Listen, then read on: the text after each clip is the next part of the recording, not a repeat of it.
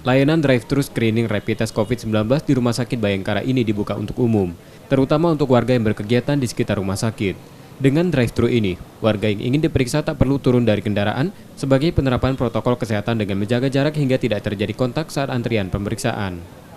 Sebelum diperiksa, warga diberi hand sanitizer, mengambil nomor antrian dengan mengisi data lengkap dan menunggu giliran di kendaraan. Lalu petugas akan mengambil darah warga.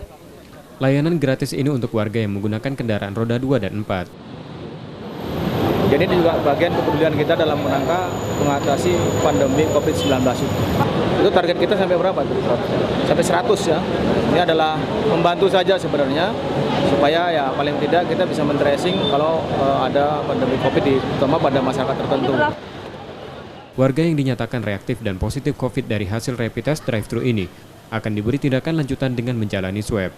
Rumah Sakit Bayangkara Palembang menargetkan dapat melayani 100 warga perharinya di drive-thru tersebut. Rizky Oktora, Mukles Diferensial, Trivida, Kompas TV, Palembang.